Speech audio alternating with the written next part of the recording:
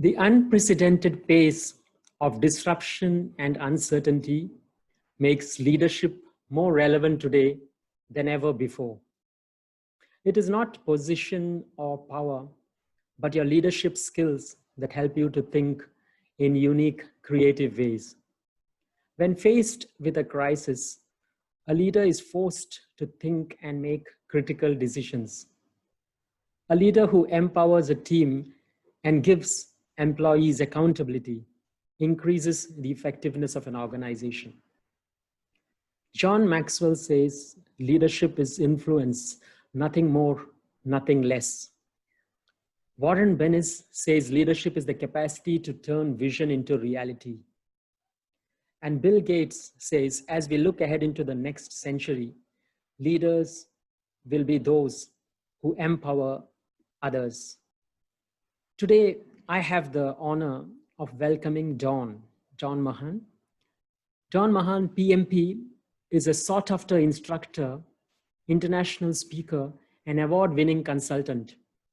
She has been instrumental across industries, working on projects, PMOs, and training professionals for over 20 years. Dawn became PMI certified in 2004. In 2009, she left the Fortune 50 to found her first traditional project management consulting and training company. In 2014, she was recognized as Professional of the Year in Consulting and Project Management by Strathmore's Who's Who Worldwide. She's a sought-after international speaker at PMI chapters and corporations around the world. Dawn invented the Project Flow process learning system used in organizations such as Time Warner Cable, Cisco Systems, the PMI Southern New England chapter, and the American Chamber of Commerce in Indonesia. Project Flow makes learning the Project Management Institute's complex, gold standard, quick, easy, and fun. She's been a STEM spokesman in WHYY in Philadelphia, and her work in developing project skills in young professionals has been featured in MarketWatch, Morningstar, Yahoo Finance, and more. Look for her upcoming book, Accomplish More, Stress Less, the practical guide to driving successful projects. Welcome, Dawn. Thank you. I'd like to begin by asking you, what do you think are 3 traits that a project manager or a leader should have to thrive in a disruptive economy? Well, your quotes in the beginning were wonderful. You know, the first thing to say about leadership is that, you know, everybody has a different opinion of it. And so I love that you gave 3 different quotes about it from 3 very different people. What I teach about project management and leadership is that project management is an art and a science. And the science part is like we teach through Project Flow, you know, and we teach, you know, the PMI methods and the agile methods and the, you know, that part, that's the science. But the leadership part is the art part, and you have to develop your own leadership style. So when I say leadership now in the new economy, I feel that more people are looking for authentic leaders and leaders who lift up other people. So when you know, the word empower was used in one of your quotes, and I agree with that. In fact, my one of my students at Pierce College wrote on her final exam when I asked the question, do you believe you would make a good project manager? Is project management something you'd be interested in as a career? And I asked them to answer the question yes or no, and just be thoughtful about the why. And she answered it that she is now interested because she had originally thought that a project manager was just somebody who, you know, told people what to do. And that now she understands in the way that, you know, certainly I teach it and many others teach it, is that it's all about helping the team be successful. So that's the kind of leadership I believe is needed in the new economy. It's more about communication and compassion and lifting the team up. Nice points you have there. Being authentic, that empowering people, and communicating with people. So we come to handling a crisis. How do you think a leader responds in time of a crisis? And what are some of the steps he or she takes? Yeah, I think the most important part, is really, again, about leadership, communication, and compassion. Because, a lot of people don't know how to handle a crisis and they look to someone to lead. And so if there are many different ways to respond in a crisis, like a real crisis that has where there's an immediate moment. And there are fewer people who are capable naturally of being clear, staying calm, appearing to be in control, first of yourself and your own emotions. Because, you see it in all the movies, right? The women scream and there's panic and they jump around and they run, people run, right? Anytime there's an explosion in a movie, most people, scatter, freak out, right? Or whatever. And then it's the first responders, the police, the firefighters, whoever is being featured in the movie, the hero, who has themselves under control first. They're not freaking out, they're not throwing their arms around, they're not running away. So that's really the first thing. And the first thing, your first impression in that case is just like your first impression when you meet someone for the first time. And everyone is assessing, does this person have themselves under control first? And they're deciding if they're going to be led by this person. So that's the first thing, to stay calm and appear in control of yourself. And the next thing is really about quickly assessing the situation, making a plan in your mind. You don't have time to go in your office and go plan, you have to quickly assess and plan and say, okay, let's do this thing, which is about being decisive and doing the next right thing. Coming to a team, how does a leader motivate and connect with the team? And what can you do to support them during such times? Well, the world's going through crisis right now. America, I sit here in America. We're going through really 3 crises at once. A pandemic, a political situation, and social injustice.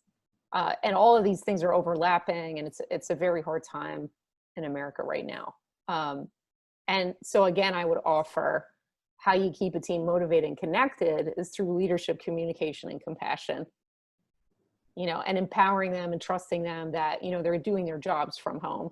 They are doing them in the best way that they can in this situation, and everybody's reacting differently, and so having some compassion about how everybody is reacting differently, and that's okay. If you look back at your career, what do you think is one big challenge you have faced as a project manager or as a leader? Yeah, I mean, every project has its challenges, so it's hard to choose. I had some challenges in the beginning because, I was female and I was the only female in many cases, and I was young, and so I was the only female, I was the only young person, in the room many times. So, luckily at the time I didn't know that was a challenge, but, I look back on it and I think, oh, wow, and so I hope that that in this new generation of people, now that there has been a lot of talk about, women in STEM and minorities in STEM, and, because I have a math degree and I was in information technology for a long time. So I was the only female a lot, and so I hope that all of this work has resulted in people not feeling that way or not realizing it, at least if it happens to happen to them. So that's, one thing. I mean, I can give you a specific example if you like. That was kind of strange. Yeah, that's an interesting point you brought out, because today we need more women in STEM, and we need more the project managers, so that there is a gender equality in the workplace. Yes.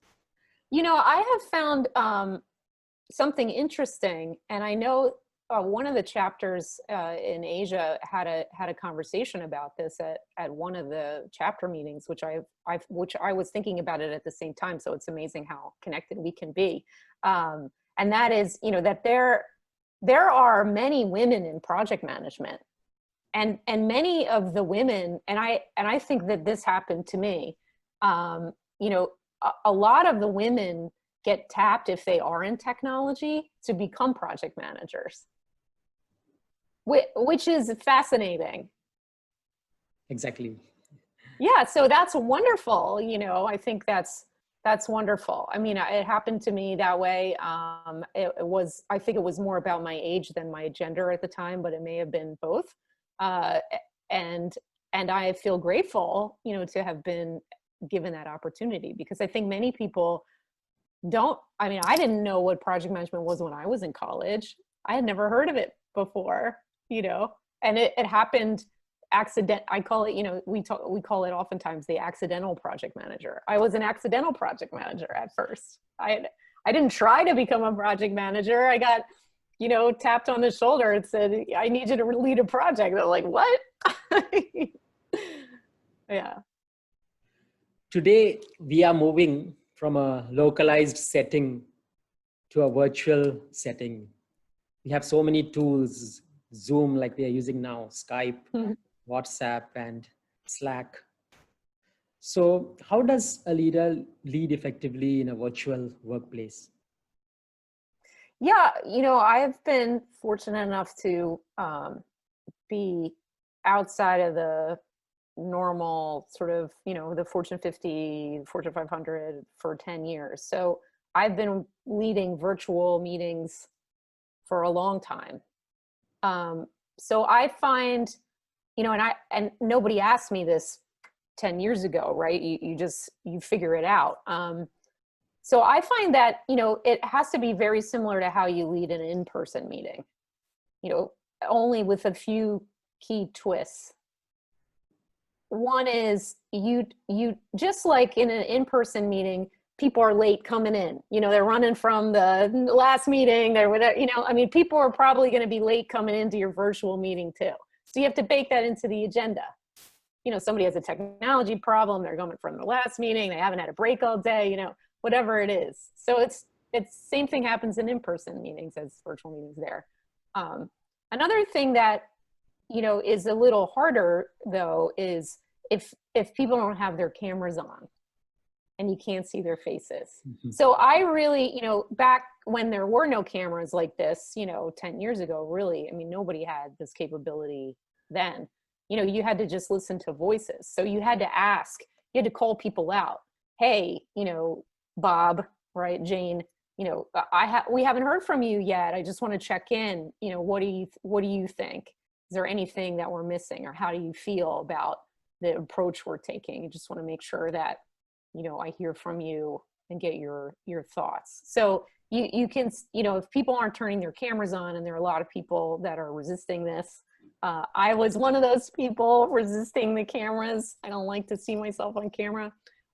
You have to call people out a little bit more. And when you're in a room, you can see them and you can sense if they have something to say or they're irritated or whatever, and you can, try to sense it. But now you have to be more intentional about engaging people. Many companies worldwide were actually taken aback when this COVID-19 pandemic struck at the beginning of this year. So how does one preempt such a risk and factor it into your project management risk plans? Yeah. Well, I think from now on, people are going to want to put a pandemic like on their risk plans, even when we get back to normal, and it'll be like, the zombie apocalypse item, only it's real. So, I think most executives won't allow for that, just like we saw that. I mean, I've seen this before, right?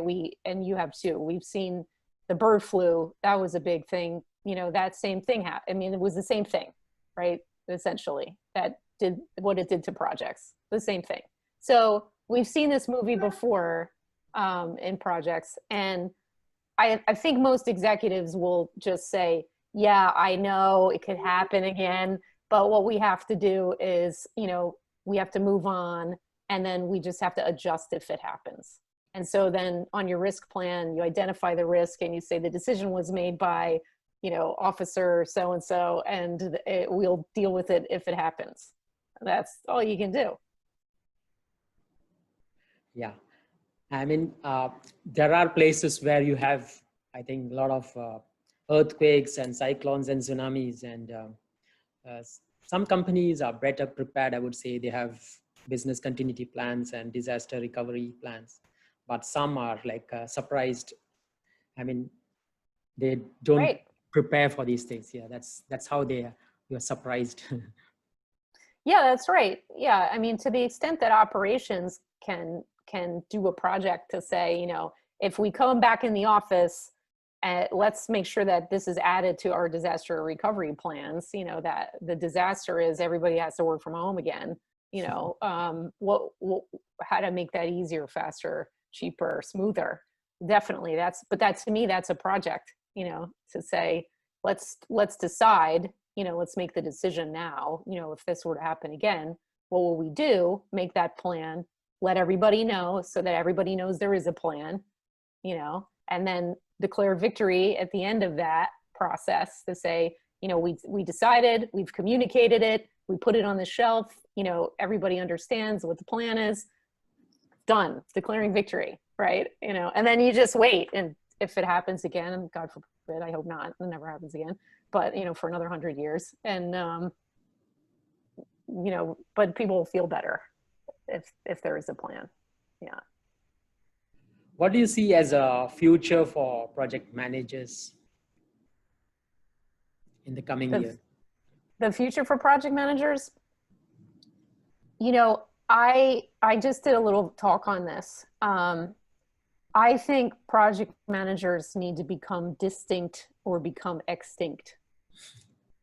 And this isn't just being dramatic, because I've seen it over the past 20 years. The rule, I call it, in my upcoming book, I call it the project manager's golden rule. And what it is it's, many people have heard the golden rule, but I call it project land. In project land, the golden rule is, if you're the project manager and the team did something great, you step back and you say, it was the team. Great job, team. But if something happened, that wasn't so great, you step up and you say, it was me, and you protect the team. So I think that, we talked about this in the very beginning about empowering the team and, serving the team and making sure that we are doing right by them. But, if project managers don't become distinct at their role in leadership and leading and the value that they bring, and the trust of the team to take care of them through the project no matter what happens, that they trust you, then executives will say, well, we don't need you anymore. The team can do it on their own. That if you're not being helpful and you're not delivering value, why do we need you? Yeah. So I think developing your own leadership style, and building that trust, being compassionate, all of those things come to bear to help you be distinct, because it's your own. As you're more authentic, you are your own leader, your own style. You have your own brand of leadership, if you're just yourself. Nobody else can do you like you can do you, right? So I think that's part of becoming distinct, is finding your authentic self and being that in the best way that you can. Yeah, transparency and trust, I think, goes a long way in building confidence of the team. You're more comfortable, and I think you'll produce much better results. I agree wholeheartedly, yes. We come to the final question. Do you have any words of advice for youngsters, the millennials who wish to take up a career in the project management or leadership? Yes, and for anyone, you know, for anyone who wants to, who thinks they want to switch careers or, you know, try their hand at project management, the number one thing is to know yourself and to figure out if you're built for it or not, because it's not an easy job. The people who make it look easy are like the Olympians that make swimming look easy or snow skiing look easy. You know, I watch the Olympics and I'm like, it all looks easy, you know, when you watch them do it, right? But I couldn't do, you know, most of these things. So when you see a project manager and they make it look easy, beware. It is not easy. You know, the great project managers are like the Wizard of Oz behind the curtain, pulling all the, you know, strings and making everything work smoothly for everybody. So, so I think you have to know if you're built for it. We have actually a course because of this question that you're asking, and it's called "What Does It Take to Be a Great Project Manager?" where I reveal the secret to what it takes, and we reveal some of these DNA things that you need, and so forth. So, but the number one thing, you know, that we talk about is leadership. And the L in leadership is, do you like people, and do people like you? Because if you don't like people, this is not a good job for you, you know? And if people don't like you or like working with you, it's not a good job for you either, you know? So there are a bunch of things like that where you really have to know yourself. As a young person, you may not know yourself yet, you know, enough. But I think all experience is good when you're young. All of it. Get every experience you can, you know, all of it. Because even if you don't like it, great, that's a win. Then you learn what you don't like, what doesn't work for you. It's wonderful. It's a good experience, and you can take the next step on your path. Yeah. Dawn, thank you for sharing those valuable insights on those questions which I posed to you. It was a pleasure listening to you, and I'm sure those listening to this video will benefit from it. Thank you so much. Thank you for having me. I really appreciate it. It was a pleasure. Thank you.